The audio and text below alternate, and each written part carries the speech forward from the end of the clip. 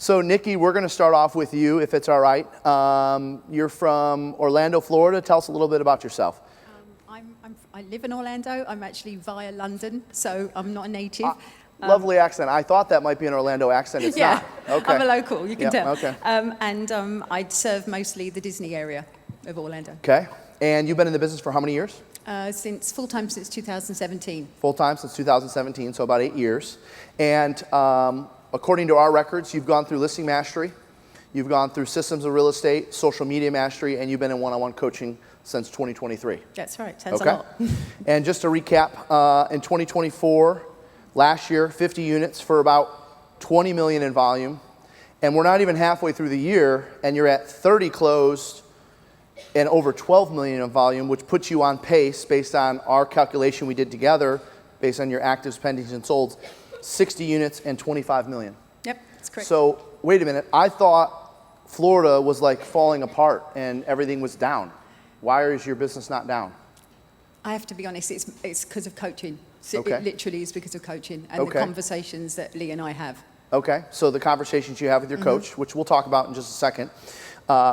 When I asked you during our prep call, your top sources of business, you're using our hybrid farming system, and you're also getting sellers to show up at open houses. I am. So talk to us about that. So when Lee and I first started coaching, one of the things that I confessed to him was that my dark secret was that I really don't like open houses. You don't like open houses? I agree. I don't care for them either. So he helped me to think about them in a different way. 97% of my business is listings. 97% is seller. So Lee helped me to reframe. So by the way, if 90% of your business is sellers, yes, an open house is like the first. You want to stay away from that. So you reframed your thought around open houses. Talk to us about that. So Lee and I worked on me thinking about them in the sense that I was auditioning for sellers. So whilst I go there to keep my sellers happy and do all the things, when I'm there, I'm very much focused on talking to the neighbors, becoming that neighborhood agent, and they get to know me. Okay. And, So when you look at open houses, you look at providing a service to your seller, of course. Ideally, if you could capture a buyer that wants to buy that house, that'd be a bonus. But really, you're there to, say it again, audition for sellers. I want them to see what my marketing looks like, how hard I work, and what I can do. You're auditioning for other sellers in the neighborhood. Gotcha. And so are you doing open houses semi-regularly, very regularly? What does it look like? What's your frequency of them? I currently have 28 listings. Okay. So inventory is up in Florida. And so last weekend I did 5. Okay, you did 5 in one weekend.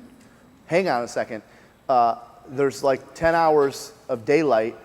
How did you do 5? So I did 10 till 12. Yep. 12:30 to 2:30. Yep. I had a break, 3:30 to 5:30 on Saturday, and then 2 on Sunday.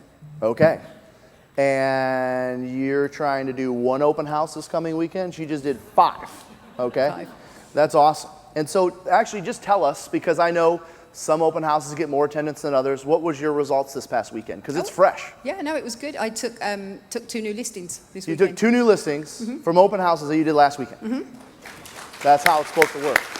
Okay. We're going to talk tomorrow. I shared something at the summit, and I don't know, some of you may remember, I shared this idea of a twilight open house just for the neighbors. And I shared bits and pieces about that, but I'm actually going to share the full strategy tomorrow. Are you doing any twilight open houses just for the neighbors, or it's still public open houses? Yeah, they're public right now. I have done them in my own neighborhood that I live in. Sometimes we do cheese and wine, popcorn machines, and stuff like that. Yeah. And still the value there is, again, you're auditioning for your next listing. In fact, one of the ones I got last weekend, she called me. She didn't come to the open house, but she said she's never seen another agent do as many open houses in the neighborhood. Okay, and that's how it works. That's how it's supposed to work. Because, good, bad, right, or wrong, regardless of your feeling on open houses, potential sellers perceive an agent who does a lot of open houses as a hard worker. And so all things being considered, the average seller wants a hard-working real estate agent.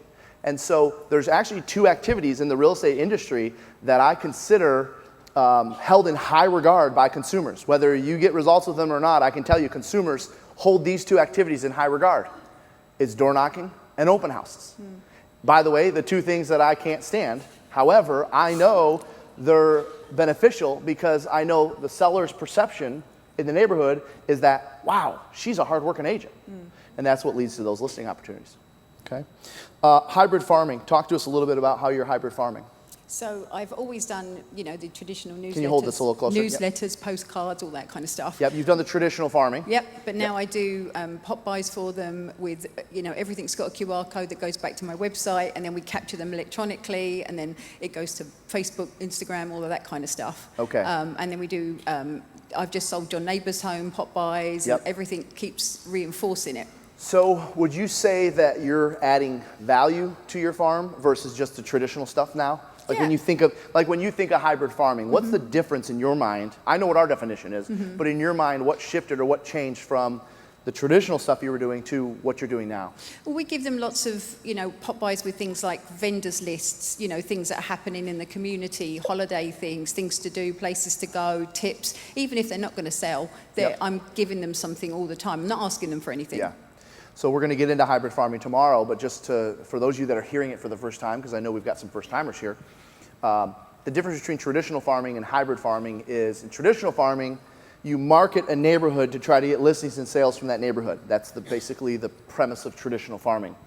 With hybrid farming, with our version of hybrid farming, you add value to the neighborhood, so you don't just get listings and sales from that neighborhood, but so you also get their referrals. So kind of the difference is in hybrid farming, you're treating them as if they're in your database. Yeah. And you're adding value to them, no different than if they were a past client or a sphere of influence. Is that about what you're doing? Yeah, we have pie events and the Easter Bunny and Santa and all that stuff. For your farm, not just your database, which a lot of people just do that stuff for their database. No, yeah. So that's good. Talk to me about an area of opportunity probably for a lot of us, and that's around understanding the numbers of the business. Can you share with us how you know your numbers and why it's important to you? Well, I'm ashamed to admit, before I coached with Lee, I was not very good at tracking it at all, and it always just left me a bit cold. Yep. And Lee's worked with me on making sure that, you know, I understand my numbers, what I need to do to get to the next. And now something's just clicked, and now it makes perfect sense to me. Yeah. So I know where I'm at. I've got the cumulative board going, all of that stuff. So it makes much more sense to me now, and I feel like it gives me the confidence to know either I'm on track or I need to hustle a little harder. You know. I listened to one of our coaching client calls in the last couple of weeks, and I talked about it in the daily message. And what I recognized, what was happening between the coach and the client is the client, in a lot of cases, so this particular individual, you're not alone, wherever you're at, the client was kind of beating around the bush of tracking their numbers and knowing their numbers. And so one thing we know about real estate agents is if you don't really know why you're tracking it, you're not going to track it. You're not going to track them unless you know what the benefit is going to be. And so my recommendation to this coach, you know, on their next call or after the retreat or whatever, is to get this individual to implement the cumulative board, which is something I think we shared, was it 2 events ago? Where I actually drew up the example all the way across. And so does that sit in front of you? And by the way, that's a free resource in the Glover U app. Everyone in here can download the cumulative board. It's the same one that I've used in my business. It's the same one you're probably talking about. Yeah. You can get that in the Glover U app, not the events app, but the actual app. So talk to us, walk us through the cumulative board. So the cumulative board sits closest to my computer, so I see that more than the production board, because that looks kind of healthy and nice. Yes. So I look at the cumulative one most. You hit the nail on the head. The production board, the listings and sales, 28 listings, that looks good. We're doing all right. And actually, that's kind of what stems from the conversation from this coaching client of ours and their coach. This agent felt like they were doing all right, and they probably were doing well. But the cumulative board is designed to be a reality check. It's to kind of smack you in the face even after you have a good month. You could have a record month, and the cumulative board says, "Good for you. You're still behind by 13 units." Right? I mean, it smacks you in the face every time you look at it, doesn't it? It does. And so what do you track on your cumulative board? Usually, it's not, for mine, it's not more about calls made and things like that. It's more about appointments gone on. Appointments gone on. Appointments taken. Contracts signed. And closed. And closings, all right? So is it those 3 areas that you're looking at? So appointments gone on, contracts signed, closing. I love that. If you wanted to get a little bit more specific, you could track things like income. You could, I mean, on mine, Ryan may remember because I had it up even during those years, I would track like workouts. Like, okay, I need to work out 16 times this month. And if I fell behind, then that means the next month I had to work out 22 times, right? You can track a lot more than just production.